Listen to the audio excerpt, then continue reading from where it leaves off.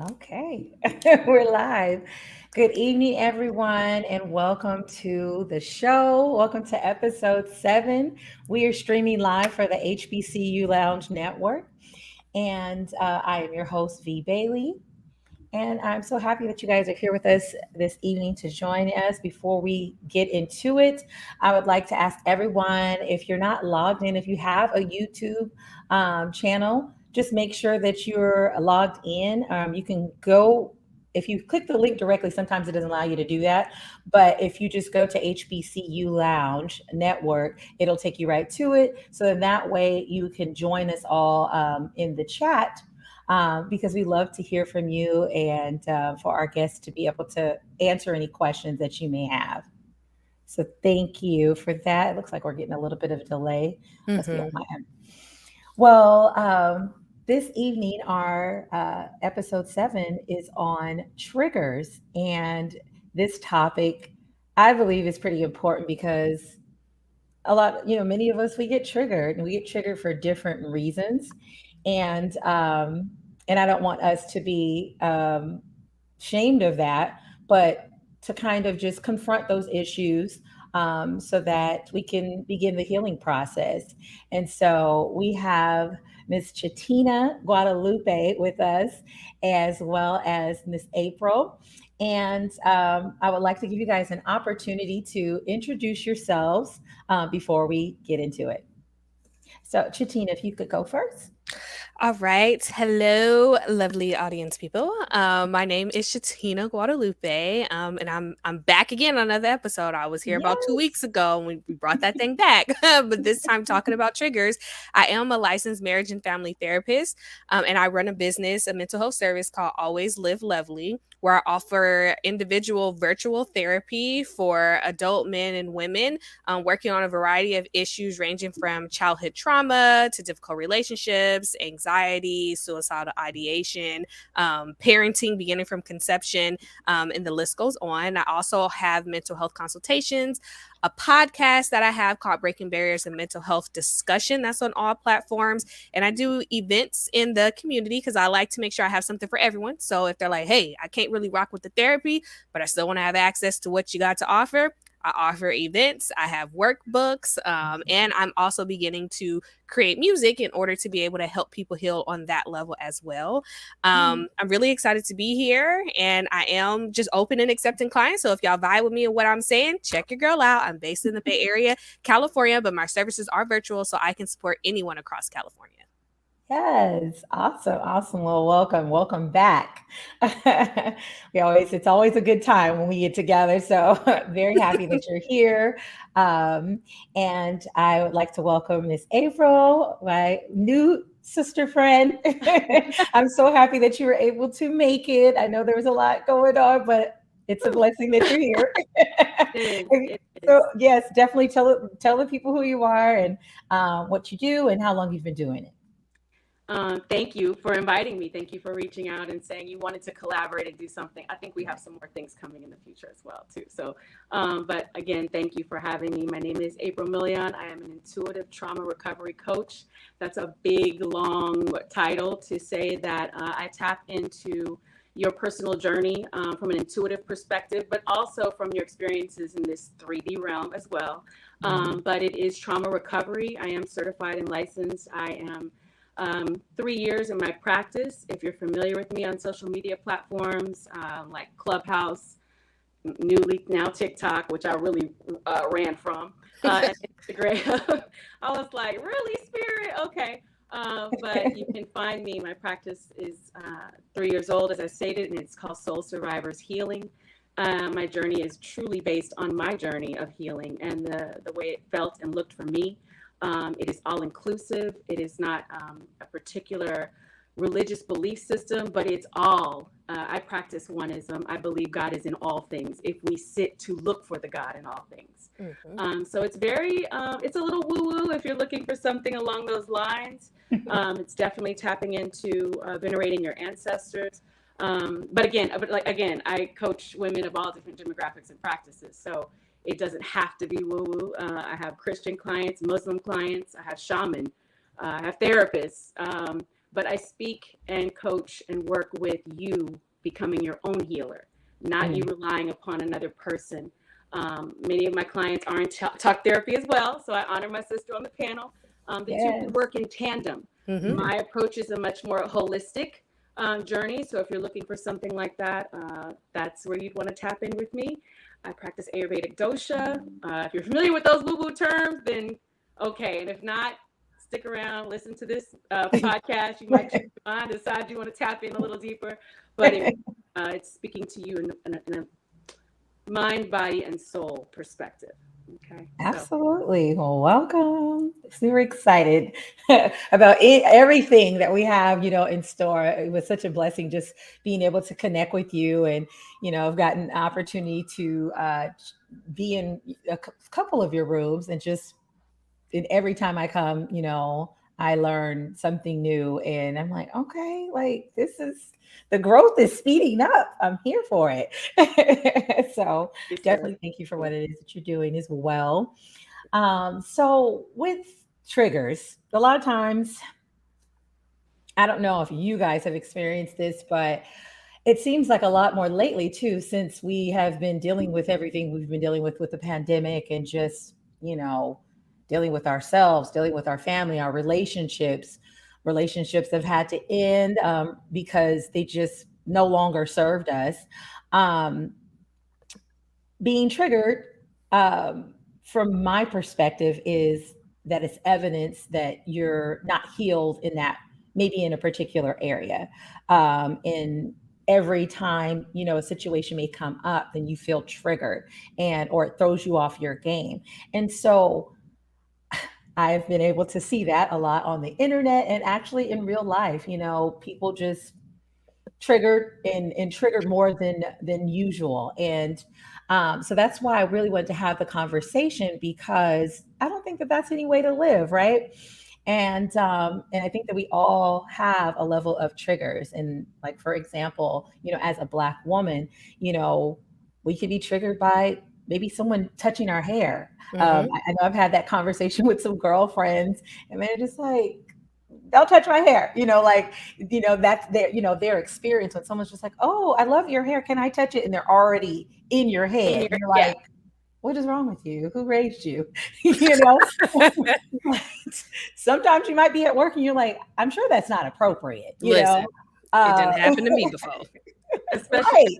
the Especially if it's a Yeah. unique, like a protective style. And they're just like, wow, like your hair is just, amazing. And it may not be anything by it. They may just be intrigued, but it's just like, like, boundaries, please. Or even microaggressions, at work, and then just not being able to understand, I'm not understand, but like articulate what is going on, like what is it that you're feeling, what is it that is frustrating you, maybe from different, maybe fears, of like, okay, well, I don't want to stir things up, but it's like you feel violated in a sense. So, I wanted us to have that conversation and to ask you ladies, what are triggers, and how does that show up? Like, what does that look like?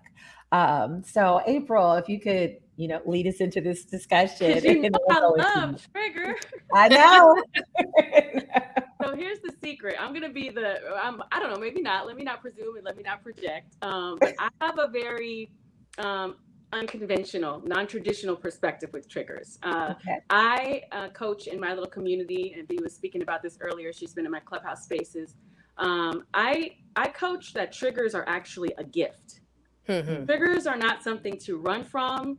Triggers are not something to be ashamed of. Is there shame attached? Yes, because you're like, oh my God, I just screamed at somebody, or I just cussed somebody out. I didn't know that was in me. That's what I hear sometimes. Like, she brought that out of me. Sis, that was in you. Like, she took me out of my character. No, that is your character. It's just the part you've been hiding.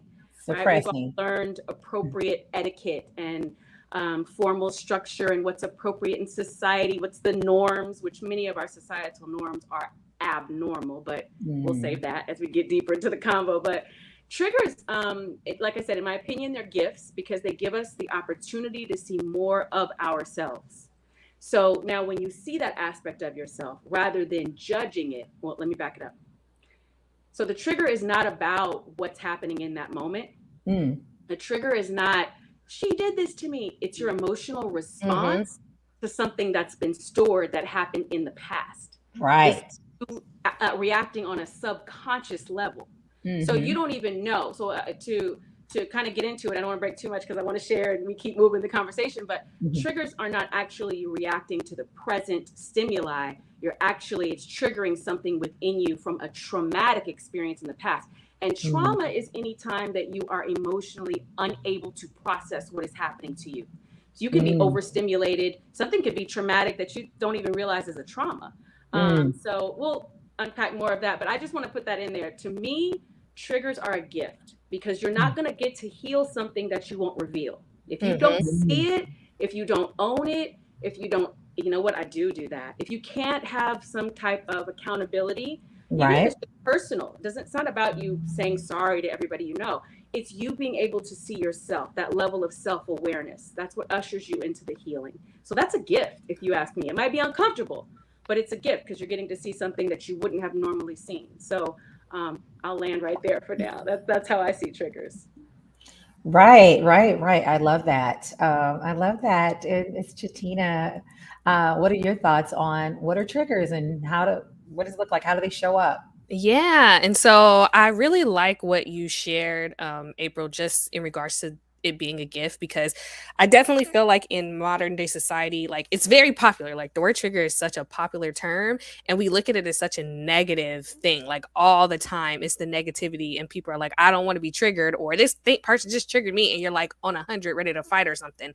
But sometimes it could just be as simple as, if you really think about it, something can happen in life and it's going to trigger a reaction out of you, whether it's good or bad, if we think about it and want to just kind of like water it down just a sense to make it not feel so intimidating or pull for that negative perspective that we're taught to have about it. But even Mm-hmm. just in thinking of like or a definition of how I like to think of it, triggers can definitely represent a stressor, an action, a situation that basically leads to a response, like you were saying. Emotionally, it can be physically, mentally, or emotionally, because it's set off from a memory of something that has happened. And I definitely sometimes think that it's easy because I find it's not all the time that I come across somebody that's like, a trigger, what is that? Because something on TV or somewhere that taught somebody what a trigger is Right. anyway. But Right. sometimes I find it helpful to think of just your five senses, right? So when we have our five senses, it's like seeing, hearing, tasting, touching, or smelling. And I like to think that a trigger can live in any one of those things. You can see something and it can trigger off a physical or mental or emotional reaction from you. You can hear something. You can Mm-hmm. taste something that brings something familiar. Like you can taste something that, and this is what I mean by breaking down that negativity, you can Mm-hmm. taste something that reminds you of the food that your grandma cooked, and now it kind of triggered you Think to be in about a it. state of grieving. It doesn't always have Mm. to mean that you just down in the dump Right. about something, or that, now I got PTSD. No, it can trigger off like, dang, now I really miss my grandma. Now I'm going through a phase of the grief cycle. It could be a Mm-hmm. touch, like you said. The touching of the hair is a big thing in the community. And listen, I honestly think that stems from way back in slavery times, but I'm not going to get too far into it. But it's not having ownership of your Wow. body, people Mm-hmm. touching and doing things that they wasn't supposed to do without consent. And then Mm-hmm. we definitely, triggers are automatically, especially when people of color, especially in Black people. I'll talk about Black people because I am Black, but they're definitely in the DNA of us, where people Right. experience, our ancestors experience things way back then that Mhm. we were just born with. We just Mhm. came out of the womb with it because our DNA is wired that way. So somebody touch us, Mm-hmm. we like, I definitely done told somebody off for touching my afro after I spent 30 minutes before I left from home shaping Getting it that mug. together. And then she had the nerves to put her fingers in there. That was the day I went off. I will never forget it, and neither will she. But I definitely was like, you've overstepped a boundary. I'm Right. not for show. You don't just come and touch me like that. And now I Right. have to put up some level of defense, because a lot of times our triggers are trying to help us protect ourselves from something. Mm. And then we can smell Mm. something and that can send us back as well. So like April was saying, it's often associated with trauma, but I definitely like to sometimes make it feel like not so intimidating by saying, okay, you can be triggered in a lot of different ways.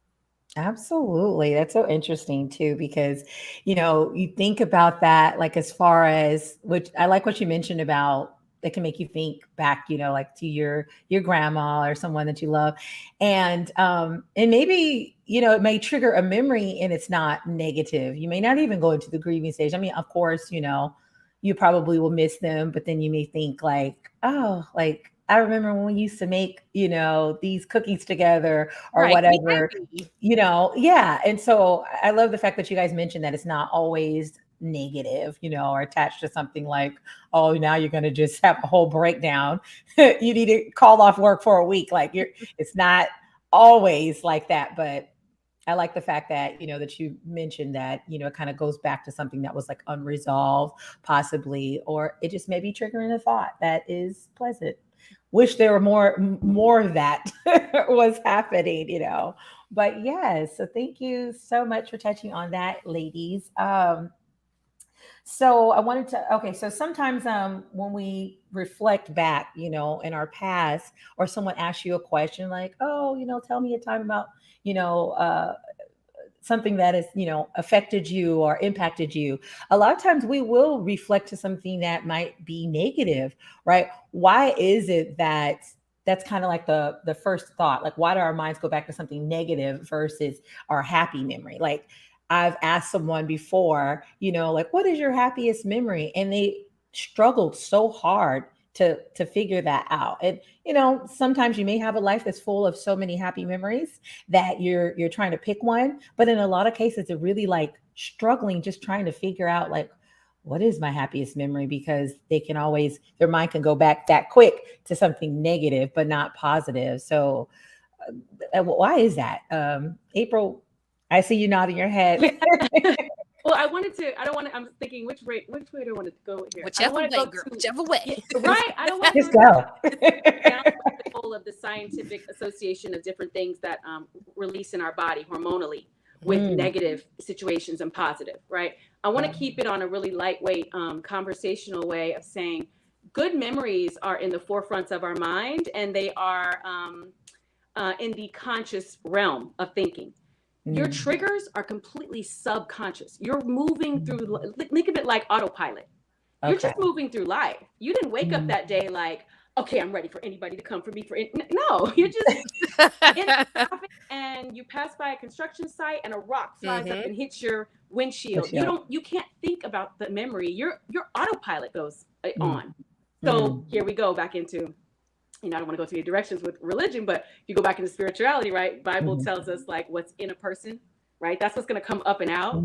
So if you have a lot of unresolved pain or like injustices that haven't been resolved for yourself, you tend to go into victim mode, victim thinking, defense mechanism. It's just, and then like Sis said, if we want to look at epigenetics, I mean, I'm not even trying to paint it that we're victims. We literally went through a lot of things. So epigenetically, it is in our DNA to snap into, I know she didn't, like we want to like immediately go into fight survival mode. Yeah. Survival mode. And so with that being said, without judging it, the more work you do for yourself to be in self-awareness, the more you can kind of help yourself to see a trigger as a gift and not just knee-jerk react. You and knuck if you buck energy, right? You can really with, wow, that made me feel scared for a moment, or that reminded me of when we were robbed, somebody broke in our, like you can actually be present with yourself the more time you're spending in your healing work. But we'll go down the road with that too, because none of this happens overnight. This is you giving yourself a lot of compassion, a lot of patience, less judgment of the fact that, why do I always go to the negative? Why do I always go to the negative? Well, why do you, sis? Let's sit with that. Right. Pain. Wow. When I think about it, my mama had pain too. Oh, my grandma had a lot. See, when you can sit there and give yourself grace, then you start to understand why you're predisposed to lean towards negative, instantly. But there's other, stuff too, but we ain't gonna get into that. Just conversationally, that's what no, and I think that's great point. I think about something that triggered me some months back, and it was very interesting because I thought, how you think like you're over it, that you're good, and something comes up, and you're like, I guess I was holding on. Not really all the way over it. Yeah. Like, I guess I wasn't, not that I was holding on to it, because I feel like if I was holding on to it, like I would know, but I didn't know. It was just there. It was just something I kind of pushed away over there and just sat it like, okay, this happened. I was irritated. we're moving on. But because it was never really addressed, there was a resentment that I had, and even though, and see, I'm such a, a person where I'm just like, well, I don't want us to be in a bad mood. I wanted us to get back to this good place. So sometimes, you're just like, all right, well, even though you didn't apologize, I'm just going to let it go. We've moved on to some happy event that we're going to together, and so we're good, right? But really, you're like, when you get quiet and you're not moving around so fast and not hustling and bustling, and you really think about everything, you're like, no, you were actually kind of foul, and you do this all the time, and I let it go. But really, it is bothering me, and it's honestly like it's like silently hurting you, like, because you're not focused on it. So it's just doing its work, and then when it comes back up, it's a whole monster, Yeah. And Because you so, haven't yeah, really been honest with you. You kind of betrayed exactly, yourself. Yeah. exactly. And that's what I got to learn from it, is that, oh, you weren't being real with yourself. You had an issue with this, and this is why, you handled it. Some of it was fear, not wanting to like deal with it head on. But as I've been learning how to do that, I'm like, we're not doing that anymore. And then that's when you kind of see like, oh, this is what you did here. And now that you have those tools, you need to apply them. So I love that. Jantina. Yeah, I think what y'all share is honestly a lot of great things, and I'll just try to add on top of some of what was said. I feel like we're taught from the get-go to brush things off Mm, and not really have the time to really be present and to just keep going on autopilot and move throughout life. So a lot of the mhm, times, especially if you didn't grow up having the tools, or if you have a predisposition to something, or it's just learned behaviors, you don't really know how to react to trauma, let's just say specifically. And you're taught to like use substances or mhm, to be like, oh, it's no big deal, or I still got to show up to work. Then mm, it's all going to sit just in your subconscious mind. You never really get that opportunity for it to come to the forefront. And mm. sometimes when people live in like a negative space, I like to think that like, it takes a lot of darn work to be happy and chipper all day long. It just naturally takes Right. a lot more energy. And I found that for people, it's just easier to just be negative and Negative. down in the dump, Mm, especially if that's like an environment that you come from to where it's mm. ingrained in you and that's How like are you just gonna habit. Exactly. fix that? You're going to Mhm. always just negative actually be into that negative space. It's your Um, default. exactly. It's your Mhm, default. And then so when I think of if people are holding on to triggers, I think that it's not something that's intentionally happening. It's just mhm, happening because of not mm, even being able to either have the space to be present and be aware enough to where you can do like that deeper inner work, or some people are just frankly afraid. A lot of people don't even mm, want to go down that road because they don't want to know what lives there. They don't mm. want to uncover a lot of things. It's easier to just put the rug over it and act like things Right. never happened, or act like it's just it's not a big deal because you got other things that you need to do, or I'm trying to fake be happy, or I'm trying to fake it Mhm, till I make it. But the reality is, if you have a rug and you vacuuming in your living room and you just decide, all right, I'm gonna throw all these toys and books and everything under the rug and just keep vacuuming, you're gonna have an obstacle. You're not gonna be right, able to just keep on vacuuming over this hump. You're gonna have to right, eventually flip that rug over and be like, all right, I at least need to take a book or two out because this right, is a struggle. right, It's always going to be there. It's not right. going anywhere. It's just if you decide to pay attention to it. And with triggers, when Mhm, things happen, oh, they're gonna find a way to make sure that you're paying attention to it, whether you like it or not. They're not just right. gonna keep disappearing. You can keep pushing it back all you want to, but they gonna Mhm, continue to keep showing themselves. And I feel like when it comes to just like how we thrive in a day-to-day basis, I like to tell people about window of tolerance. And mm, basically, like with your window of tolerance, if we think of just like a box that has three sections, in this middle is where we want to be. That's when we're grounded, we chill, we not about to nuck if you buck, we cool, like we just going through life and doing what we need to do, and we have minimal stress. Now, a lot of right. the times when things happen or we get triggered because we're working out of that like fight or flight, or more of the like reptilian brainstem, if we want to like Mm, add terms to things, we're acting out of that. then we're either going hyper vigilant, and that's when people Mm. are living in an anxious state. That's when people are having Mm. high energy. That's literally, it's, you can get it on site. Literally, nuck if you buck. I come to club, check my credit. Like, Right. that's where you're gonna get that energy. Or you go hypo vigilant, and that's when you're depressed. You're shut down. Mm. Shut People down. Right. may realize that they're dissociating a lot of the time, or they're Mm. withdrawing, they're becoming passive. And then so when we get triggered, it's so important for us to figure out, where am I? Did I go above? Did I go under? And what Mm. exactly do I need? How can I get myself to being more present, to bring myself back to getting within this box to where I'm able to operate? But see, Right. like I said, a lot of times nobody has the tools to do that. So we just live in Right. the hyper, or we live in the hypo, and we're just like, well, this is just the way that I am, because this is the best way Right. that I know how to protect myself. And Right. And then comes your family moniker. Well, we all like that. We just Yep. type like that. No, you can regulate your system, sis. You really can. But right. to your point, it's getting centered and grounded enough with that moment and your breath, which is my favorite, which we can go into. But that to me is, That's you the know, word. the other tool. Mhm. Get in your breath so that you can feel your life and feel your body dysregulated. You feel it in our tummy. We can, yeah, I'm gonna yell, but I just wanted to chime in with you, sis. It was a great build. Yes. No, it's so good. And then it makes you think about like how, yeah, I could see how that's easier, especially if you don't have the tools and that's your upbringing. You know, it's just easy for you to make an excuse and just fall into that, because embracing those happy moments, that's you being intentional. And Mhm. so some people don't even know what being intentional is. They're like, what are you talking about? Like you getting too serious, and it's just like, well, no, being intentional is it's important so that you can kind of be the captain of your own ship. Right. Actually Mastering be your own emotions, mastering your own thoughts. Be right. the observer, not reacting all the time. Yep. Yes, exactly. So love that, love that. Righty. So next question. Are there different contributors that make us more likely or less likely to be triggered?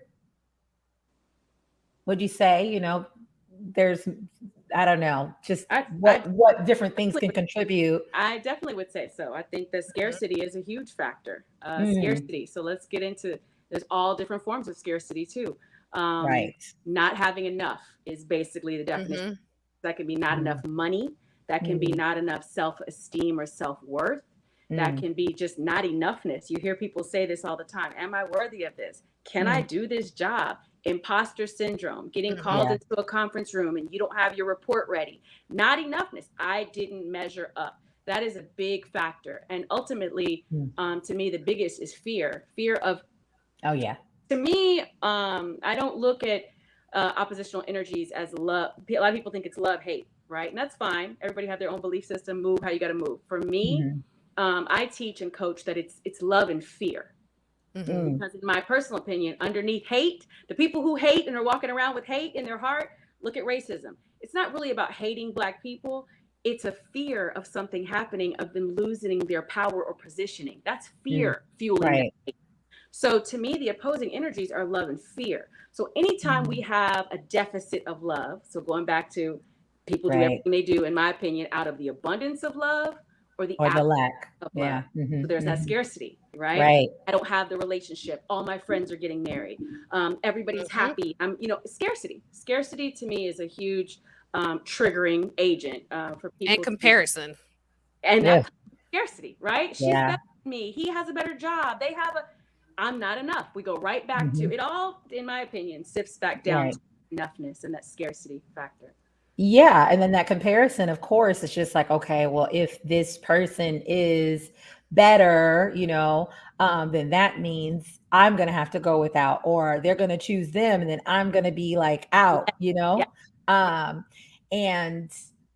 that's not the case. There's enough to go around, but we're definitely, a lot of times that's not really the messaging that you're getting. We don't get that. I mean, social media, the media, the news, it's no, you need to be the chosen one. I think it's their job to keep us in scarcity. Absolutely. Yeah, that's more controllable. Fear, if people who are so afraid, keep making that money, and manipulate and herd. Yes. Right? So, yes. Fear mongering. Thinking. Yes. Yes. Me and the news don't have a good relationship. I I don't even watch the news anymore. I And I don't learned either. that from a young age of being a part of something that I know that I saw, and then when it came on the news, it was different than what they said happened. And ever since then, I was like, I don't trust y'all. Like, no, Right. and more no. Right. And then it No. just goes. That's so funny because I I hated watching the news too when I was young.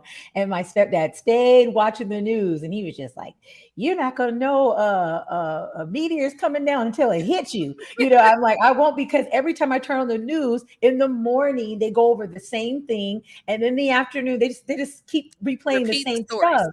Yeah. And it's just like, it is a lot of times it's not even true, it's like manipulation. So it's like, why would I do that and put me in this negative, space of feeling sad for the people over here and sad over here? Because I definitely, feel, for people. So I'm like, this is going to put me in a negative state Yep. versus me just Gonna doing drain my your doing my prayer, Yes. and praying for the people, praying for the community, praying for my family and going about my business.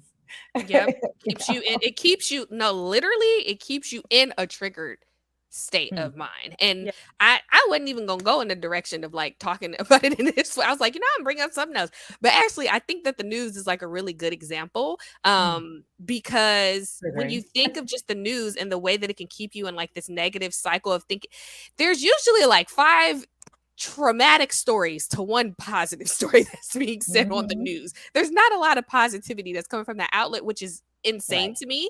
And I 100% agree. I know I have people that are like, you'll never know what's happening. I'm like, yes, I will. Y'all love me enough to tell me. They'll tell I me. don't need to see. Right. I don't need to see it because exactly, because even when it came to me, I'll tell you, when I already had my fickle relationship with the news, but then when it really got to where I was like, actually, I cannot watch news at all anymore unless I absolutely need to. And let me tell y'all, the one day that I did watch it, I was like, see, it said the most traumatic stories, and I was like, and this is why I don't watch it no more. But it was Right. especially when when the George Floyd That murder happened. that. To sit here and continue to watch videos, to sit here and continue to be exposed, to Mhm. sit here and be from, like, I'm from DP East Oakland, and then Mhm. so to sit here and be in these environments to where I felt like I was being set up to be in a more hyper vigilant mindset Mhm. all the time, I Mhm. begin to notice that yes, it is a known fact when a cop comes by, like, okay, you might feel a little anxious.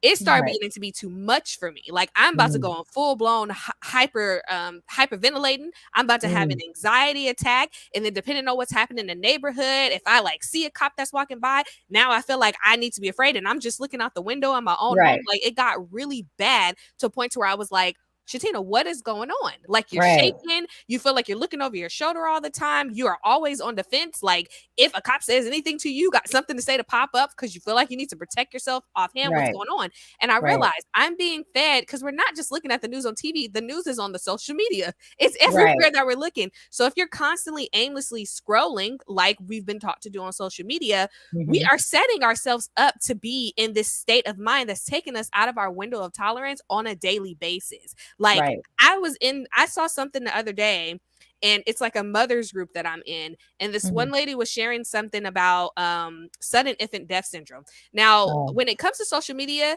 I be feeling like the government be spying on you in some little camera because some reason you could be like, oh, I want to go to IKEA. All of a sudden, all the IKEA commercials come up. So Mhm. it's like when Absolutely. they get a sense of what you're looking at, TikTok, Instagram, Facebook, YouTube, everything starts throwing at you these messages from what it decided that Right. you are looking at in your search, and they know where Right. you're at in a period of life. So if you have a fear of sudden infant death syndrome, all of a sudden you get all these videos on TikTok of Mhm. moms who's lost their babies. So then you're looking at Mhm. your baby like, are you breathing? Are you okay? And it's like sometimes Yeah. we don't even realize we set ourselves up in ways because we're going through life in just like a autopilot type of thing, that we're Mhm. setting up these open doors for ourselves Right. to constantly be introduced to and put in our face all the time these Yeah. situations that aren't going to allow for us to have any healing. It's not going to give us a break. So if we're constantly Mhm. not having a break, we get so far out of being able to regulate ourselves that we don't even know where to start with even being able to come down and reach Right. some type of more centered and grounded level, because we're constantly in the space of being in fear. So then we're constantly living in fight or flight, and we're Mhm. constantly trying to figure out the best way to protect ourselves. Oh gosh. Yeah, it's a lot and it's overwhelming, and that makes so much sense. It's just like you don't get a break to not be, and so you're on edge. And when something comes up and it reminds you of something that you just seen on the news, then you're triggered, and you're concerned about that. And just like what you were saying with the cops, it's just like you get this anxiety and you're just like, but I've never been pulled over, like Ever, but all of ever. a sudden, But now I'm scared, mhm, and it's just like because we're connected, you see something like that happen, to your brother, and you're like, that could be anybody. That could be mhm, my brother. That could be my dad, it could be me, because there's, stuff that happened, to black women. And they still, are not putting, those people away, cause harm. So it does put you on edge because it makes you feel unsafe. And one thing that April had mentioned, which I really felt like I, am applying that and just really like sitting with that, and that is that safety within yourself. mhm. Because we're out here feeling unsafe in the world, but do you feel safe within yourself? you That's how know you get safe in the world. It starts internally. Yep. I mean, we can never yes. change all of the external stimuli. That's what it is. Yeah. But whether we subscribe to it and believe in it, and I mean, it's not to diminish the things that have happened blatantly, right? But when we go Right. out with a different energetic frequency because of the work we're doing within ourselves, we Mhm. attract differently too. Mhm. So, won't even go down that whole road, but that speaks a lot about us being energy beings. Mhm. Mhm. So if you believe you're a victim, you keep attracting people who are going to victimize you. If you Right. believe that you are low, you're not worth, you are something to be shameful for, you keep attracting people to get into shameful encounters with, or people who are going to help you open up that throat chakra and speak up your truth and Yes. count that energy. But you're Mm. moving in the vibrational frequency. The truth of what you believe in is that I'm a victim. I'm a victim, and so you live in that. I Right. stopped subscribing to that. That I always joke about this the strong black woman trope. I Mhm. don't want to be strong. I'm not strong. I'm whatever I need to be when I need to be it. So that means I'm Right. rested. I'm a rested Right. black woman. I'm a When you need loving to be. black Yeah. woman. I'm a Mhm. compassionate black woman. I'm Carefree black I need to woman. get strong, right? I'm thirsty when I need water. I go, I'm a thirsty black. But why does it have Yeah. to be? Right. Ooh, thirsty might not have been a good one because y'all And know I was like, well, you could be. when I need There's hydration. all kinds of thirst. I'm just I'm a If you need to hydrated be that black thirsty woman. too, hey. I'm hydrated, well fed, and rested, right? But to be in ease, I had to first start believing that I deserved to be a black woman in ease. And Mm, so I'm that's grateful you good. mentioned the course that I am about to introduce, and we'll talk about that Yes. later. Yeah, it's creating Yes. safety within. You have Right. to start with you. Yeah. And it makes you apply everything, to that. It's just like, okay, well, do I feel safe, um, being wanted, desired or whatnot? Like you have to think about it like, how do you feel about yourself? Like, would you give that to yourself if you were not you and you or someone else and they were walking down the street, or someone that was in your life, how would you treat them, Yeah. based on what it is that like, do those same things for yourself, like give that to yourself, and then you can worry about, everything else. And what I think that you'll find is that you will have everything that you need because you're already, sufficient if you are giving those things to yourself. Anything anybody else has is just extra, Right. it's just some sprinkles because I'm I the see cake you. and the icing, I see okay? you. I see you, sis. Oh, what is it? Hold on, let me see here. I want to check out in the comments, see if we had any questions or just some ad libs. Okay, so Kay says, oh, okay, I personally believe that time isn't linear and we're energetically triggered back into different spaces, time as if it was the present. Oh, that's interesting. Hmm, Mm-hmm. I okay. kind of I want to expound on that a little bit if I can, if you have a Yeah, moment. go for I it. get what she's Yep. what I got from it, what I took from what Okay. she's saying, she's sharing is you can go back into that memory and you will feel like you are there all over again. Right. It That's is what the Yeah. trigger is. fresh. You can Hmm. feel it. You remember what you were wearing. You remember how your that day my hair wasn't working, it wasn't working. You remember everything about that moment. A song can do that for us. Mm, Like you were mentioning earlier, the senses, a smell, I mean, when I was doing my healing work, really insular and isolated, because I do believe there's chapters to our healing journey. We get support, and other times, spirit, I believe, source God is calling us into just intimacy with self. So when I was doing that very solo leg of the journey, I wasn't even listening to music with lyrics. And I subscribe this to clients as well. If we're going through a certain situation, we're looking at it deeply, especially with shadow work. We don't need anybody's outside influence. We don't need to know what Trey Songz thinks about this right now. We need okay, and we don't need that song to trigger and remind you what you were doing in right no, we need you to feel. So I always offer to clients, different frequencies, lo-fi, there's even healing frequencies, different megahertz that you can listen to, sound bowl. But all of these things are tools we can use. But I just wanted to speak to that moment of how things can trigger you to the point where you are back in that moment for all you know. Especially, trigger warning. If it was something like a violation, a sexual molestation, you can go down a street and remember. That's why I was telling clients at the holidays, don't go over there just because you want some dry turkey. Right. Make sure that the place feels safe to you. You don't owe anybody explanations, because those places will take you back. Don't set yourself up. You could go to Big Mama's house thinking you just gonna get some bread pudding, and next thing you know, the police are there because you remembering all the things they were doing when you were 8 at Big Mama. Like, so just honoring them, But I just want to speak to that. She's accurate about that. I love that. Love that. Okay, so next we have, what are some of the misconceptions about triggers? Chachina. I feel like we named a lot of them. Yeah. Just the misconceptions of, since we can live in autopilot, we often think, oh, I can ignore this and be completely fine and still thrive in my life. I feel like triggers is very popular. I don't know if y'all listen to Janae. Echo? Yes. But the trigger song, I ain't gonna lie, sometimes when it come off, I'll be like, trigger. But at the same time, like, it puts people in that space, and everybody was singing it and being proud of honestly singing the lyrics about being triggered. and so, by popular demand, exactly. But that was the release. It was a good release, but it's also like, okay, this is becoming very popularized. And like, especially with TikTok, sometimes we have to be careful about just jumping on the trend of things and really remember the weight of things. And it's okay to like be like, oh, I'm triggered, or I'm using this new vocabulary, or oh, like, I'm depressed, or oh, I'm anxious. But it's like, what does that actually truly mean? We have to remember to drop down and be present in that, instead of just naming it and saying it as such because everybody else is saying it.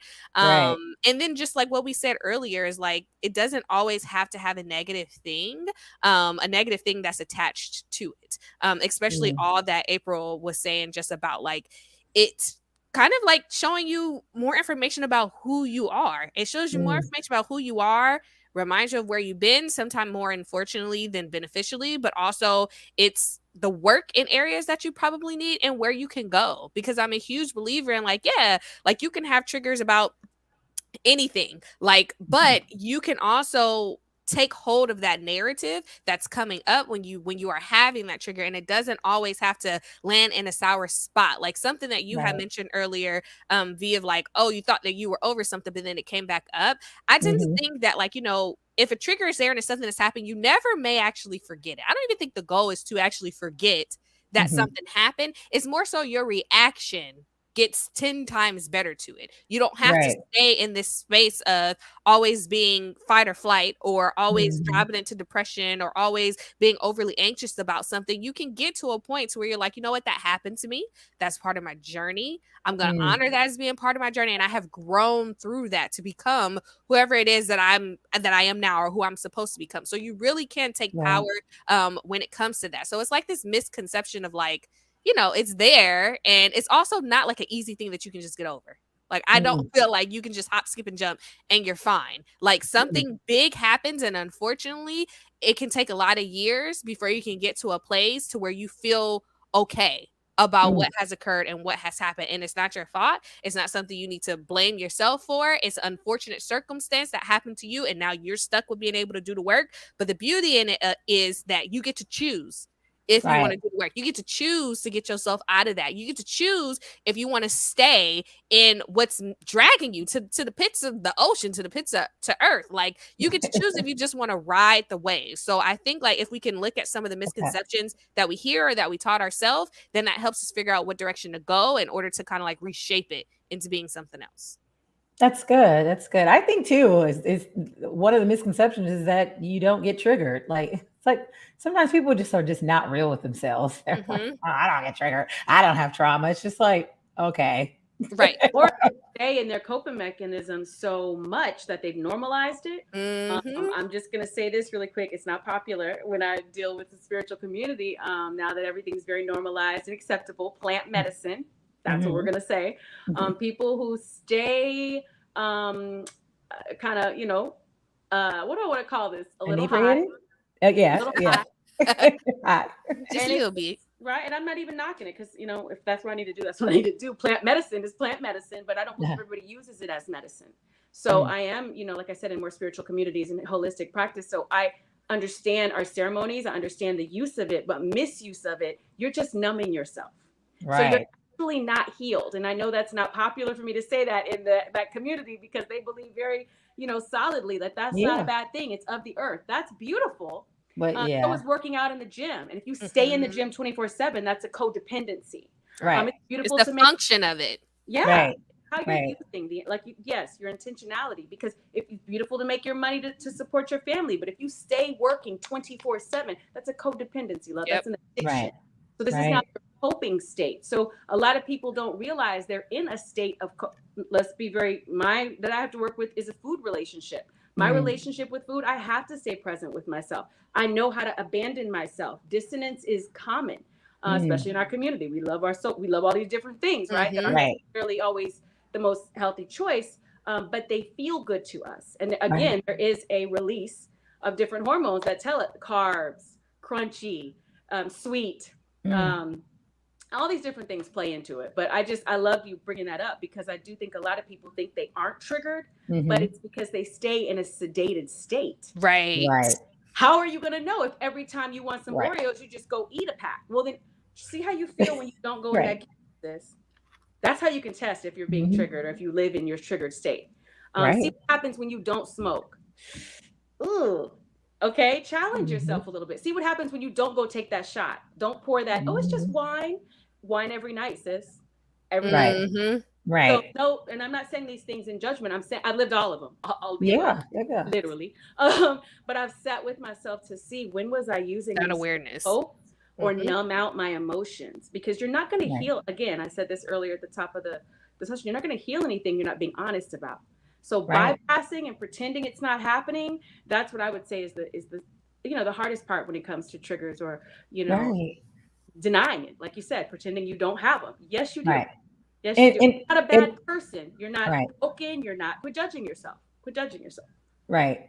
And then too, to keep in mind that coping is it's temporary. It's not the way that you're supposed to live. You're not like living, in that coping, Hmm. you're not supposed to dwell there. No. And I think that sometimes, they're like, okay, we'll find a good coping mechanism. And I think that, yeah, like find one so that you can kind of like coast into your healing. It's not always a quick thing, for you to, start one way and then automatically you're healed. So you do have to kind of transition. And I feel like that's what coping is more of like a transition. It's like, to get you comfortable with going Being the right direction. yeah. Yeah, yeah. You don't have to So cold turkey it, but don't lie to yourself. don't, Some yeah, yeah. please don't do that. Because I love to call you out. I'll be like, hold on. That's Now, not now shadow come work. on. That's Now, the what's shadow what's work. going on, sis? What's going on, sis? And I don't mind for people to do it to me either. Like, I love it. Like, I love my friends that are kind of like, as long as they're not nasty, right? But like when they're direct and they just get me together, I'd be like, The okay, you're right. accountability, but that's Like not the I'll have to just though. like laugh about it, be like, you know what? You're right. I can't even deny that. And take it and move on and figure out what do you need to do to get past that, Yeah. or to work on that, because if you keep lying to yourself, you won't, you won't make any steps, take any steps forward to learn like, okay, well, this is my issue. And it's a process, as we're talking about. It's a process. So the longer you're lying to yourself, you're behind because it is a process and you want to be able to figure out, okay, I have this issue. What do I need to do to work on this issue and get to a place where I am proud of myself, right? What tools do I need? What Mm-hmm. people do I need to be around? What do I need to be reading? What do I need to be listening to? What do I not need to be listening to? Who Mm-hmm. do I need to remove myself, from, so I'm not getting that someone who is basically enabling, because they're just like, every once in a while people like toxic stuff, and it's just, I mean, Some people are addicted to the toxicity yeah, because that's all they know. right. But, even though obviously we all want to grow and working on that, we weren't always healed. So that means that you were comfortable once upon a time, or used to, or familiar with this. And so sometimes you feel like just being petty, Yeah. and but you have to, when you make a decision that you want to be better, then you're going to have to work on those things and minimize that. And I'm not saying acting like, now that you done had an aha moment, that you get to judge everybody and tell them like, Mm-hmm. oh, well, I'm working on myself, so I don't need any negativity. And it's just like, you were just negative yesterday. Cut it out. Stop. You were, but not me. Like, Yeah, I'm exactly. always Exactly. Right. positive. Exactly. Let's So start it's some kind of like, positivity. finding that balance there. Um, but yeah, so I thought you were saying something, April, but so we're going to go ahead and end this on a high note with some tools, to manage and to overcome our triggers. So I would like for you guys to share some tips on how do you overcome your triggers. April, I'll go ahead and have you go first. And I know people might think it's semantics. I'm a big one with words. I don't think we overcome. Mm, In fact, we lean into them, and that's scary. okay. Like you mentioned a moment ago, people, that's scary doing that. The trendy word now, shadow work. Everybody loves this word, right? But it's Hmm. it's really it's self-awareness work. It's Right. owning yourself in ways that sometimes you don't even realize.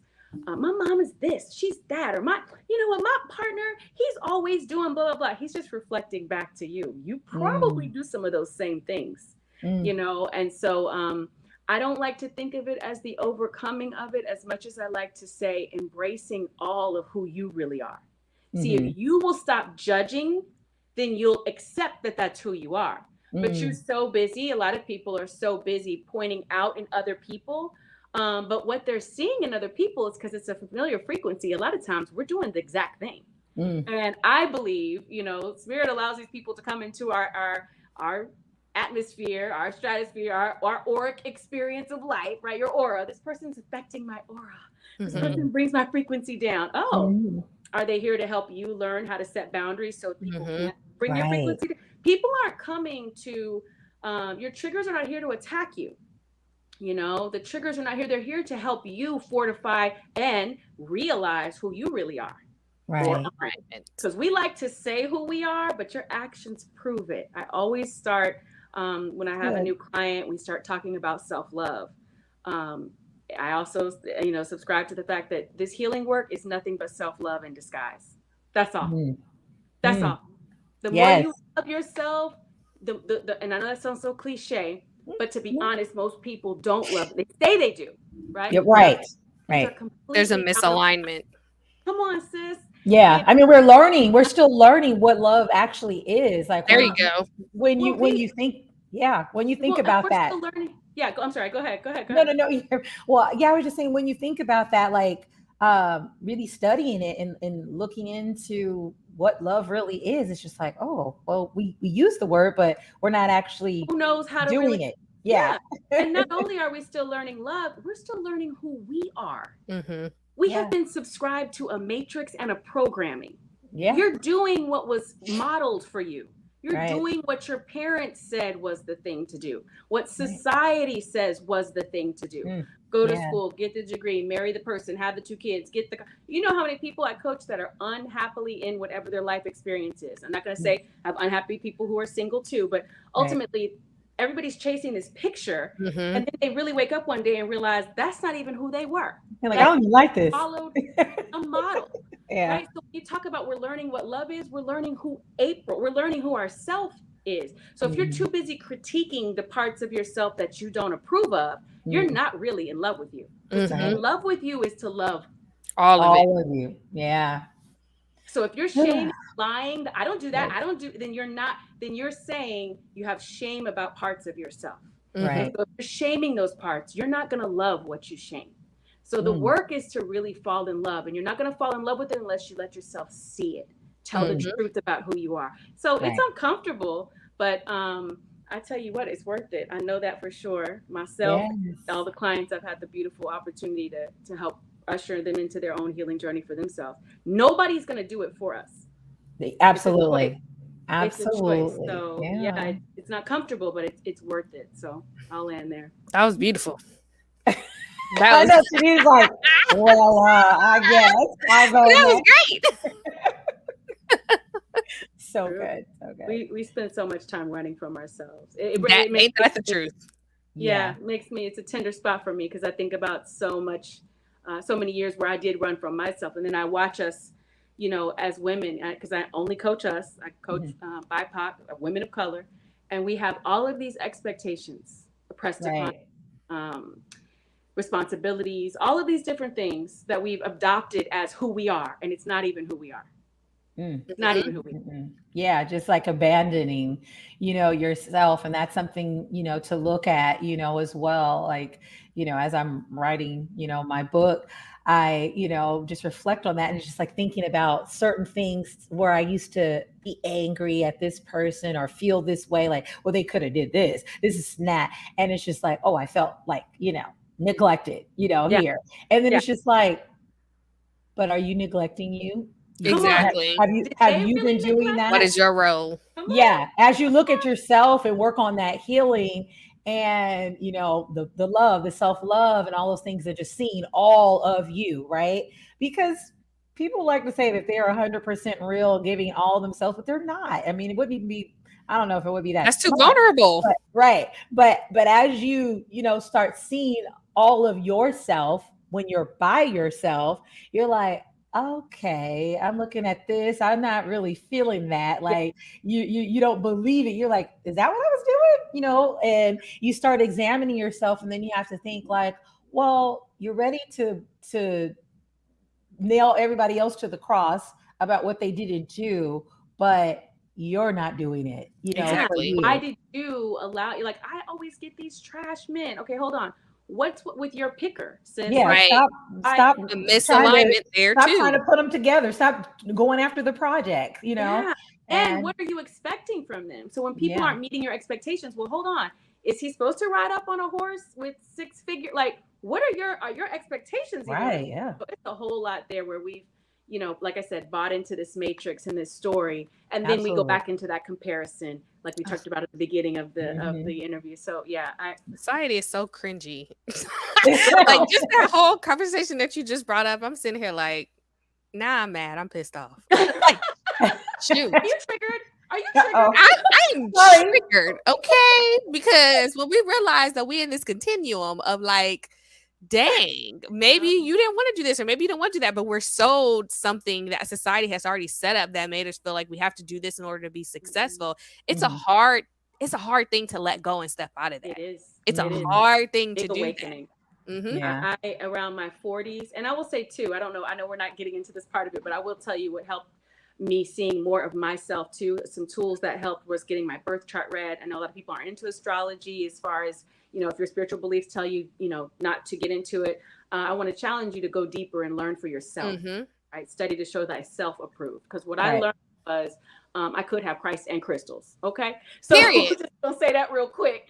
And I want to say when I got my birth chart reading and I learned parts of my just innate makeup, I literally, I wept. I cried to know that I made sense to me. Like, that's beautiful. This is what and it goes way beyond your sun sign. Everybody wants to run around saying, oh, I'm a Cap, I'm a Pisces, I'm a this. Yeah, but what's your Venus, honey? Where's your Pluto? Where's your Mercury? How do you love? How do you communicate? You learn a whole lot about yourself, and you fall deeper in love with yourself. And you can also give a lot of grace for the areas that you're just, you know, predisposed to be. You know, you can give yourself a lot more room. So any I love tools that. leading you back to you, I subscribe to wholeheartedly. We have to be okay with not boxing ourselves in with what healing needs to look like. Woo, if we allow ourselves to just open things up, because we can find healing in a lot of different ways. If we allow ourselves to open ourselves up to that, then there's no telling how that's how you take control of the narrative. There's no telling how you may look on the other end of things. But a lot of the times people are scared, because even when we think of like triggers, like I'm a huge person of like, you know, trigger work can be real hard, and it can put you in space and in positions to where it's like you don't want to get too outside of your window of tolerance that you can't bring yourself down. So I'm a huge advocate of, if you really have like some things you're struggling with, find somebody that you can work with, whether it's a therapist or it's a coach, or it's just find somebody that's skilled to where they can hold it with you, to be able to navigate you through the journey. Because you don't want to come out having more of an open can of worms or being more damaged, or you harmed yourself trying to do it all yourself. There's some things in life you're just not meant to do by yourself. You're just not meant to. And I feel like people are scared, and we know this even for therapy. People are scared to go to therapy. So it's like, you got it, because I can figure it all by myself. I don't need to talk to nobody. I talk to my cousin. I talk to my daughter. That's enough for me. No, it's not making them need therapy now. I got my pastor. Exactly. It is. I got my pastor. It's not the same thing. And so people have to be willing to open up and expand what healing can look like. What can you look like when you are in alignment with yourself? What can you look like if you are your truest version of yourself, like April was saying, like, and not subscribing to what society has said you need to be. Like, you have to be able to have someone there to help hold that for you. Have a soundboard, have a safe space, because maybe you don't feel safe with yourself. You don't feel safe enough with yourself to do it. It's okay to seek out and get the help. It is definitely okay to do that. I love that you said that. Can I just tap in really quick right there when you said, because I want to you gave such permission right there, sis, when you said it's okay if you don't feel safe by yourself yet. Because oftentimes people say, trust yourself more. Well, I haven't made good choices. I don't know. They're like, I'm scary. Right. Actually, it's scary here. No, just to reflect back to you. And I just wanted to chime in and add, yes, and find one who is trauma informed. Because to her point, you'll find people who are out here saying they know some stuff, and they will leave you in a worse case. I do a lot of recovery and restoration when clients get to me like, well, first I went this route, and they left me or didn't even show up for the appointments, or was trying to pep talk me and actually gaslit them into further layers of trauma. So, I encourage you, find someone who is trauma informed, and also your reflection. Do not go sit across from anybody that is not looking and feeling like, I see you. Right. See someone who you can really unpack with. Right. We might not have the exact same story, but I feel comfortable enough to show all the parts of me without you going, oh, really? What is that like? Or them asking you at the end of the session, can they touch your hair? You're like, now I got to get a whole nother session with a whole nother therapist, just depending on how bad that might, trigger you. Oh my gosh, that was this last part, this last surprise part. That was good.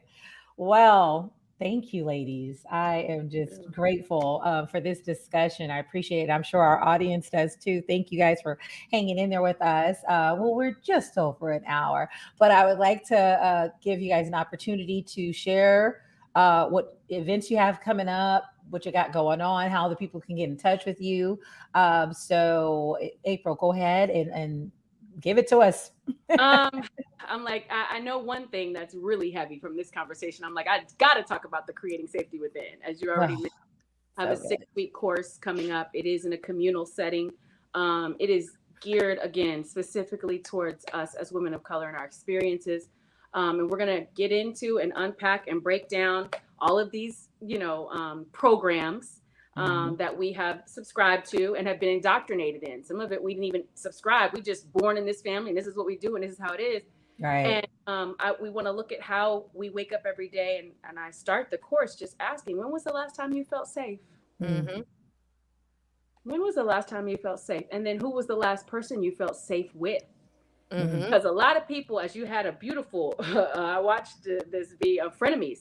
People say they're your friend, and are they That's really not your friend. Right, You right. got to ask yourself, how have you learned to be okay with that type of frequency of friendship? Mhm. Somewhere that was taught to you that it's okay to not feel safe.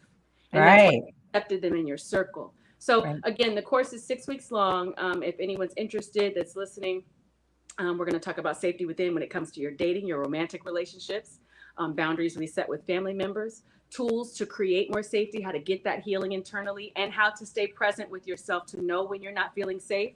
Mhm. We make a lot of decisions out of fear, not feeling safe. So the course is 6 weeks. It starts February 16th. It's intimate, so I only have a few spaces left for it.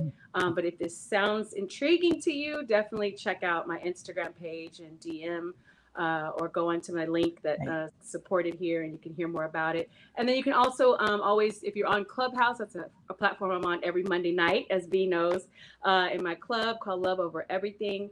And we do shadow work. In our community, it's called Shadow Love.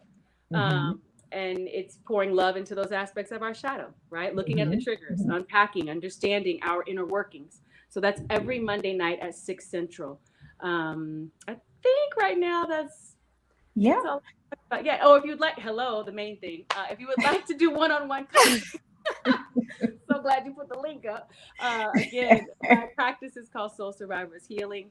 If you're interested in doing some one-on-one deep dive Mhm. into a trauma recovery work with Yeah. me, partnering as you heal yourself, that's Right. the other thing.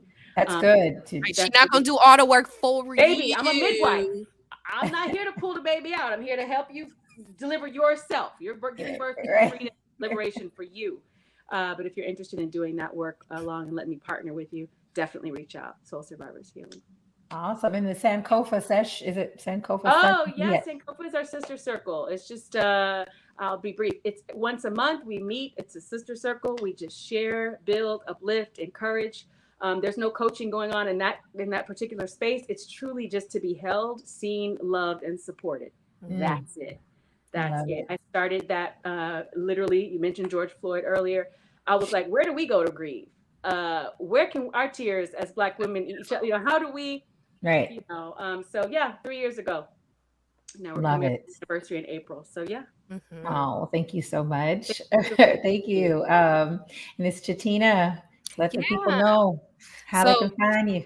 I mean, if we said anything today and you felt like you realized you had some triggers that you don't Mhm. wanna hold by yourself, I Mhm. am accepting clients for individual therapy. And Yes. I am also okay with you showing up and being like, I'm freaked out, or I don't even know what therapy is, or we don't even do stuff like this. It's okay because I honestly can wholeheartedly say I guarantee by the end of it, you'll be like, oh, I see what this is. Oh, I Mm. really think I need this. And oh, it feels good to sit with somebody that looks like me.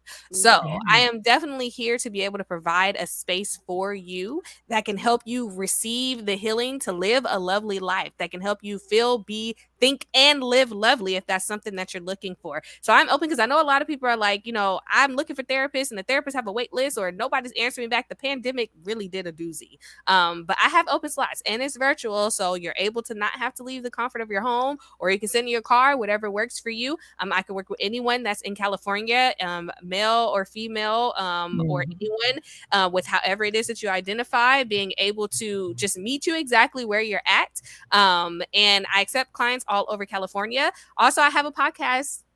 So if you enjoy conversations like this and you want to be able, they're not live, they're pre-recorded, but you want to gain some insight, Breaking Barriers and Mental Health Discussion is on all platforms. Okay. And it's conversations I'm having with guest speakers to talk about stigmatizing topics so that you can be able to go out in your community and talk about these same things. We're breaking barriers. So we've talked about like living on Section 8, being in a polyamorous relationship or marriage. We talk Mm. about having a doula. We talk about, suicidal ideation and thoughts. We talk about a lot of different things. So if you Mm. feel like you can get something from conversations like that, definitely check it out. And then just kind of like be in tune with me because I do events. I like to keep them free. I like to keep them in the community. I try to have something that's Yes. accessible for everybody. So we don't know what I'm gonna create. I'm trying to be in alignment with creating any type of healing that I feel is Yes. necessary, being free in that.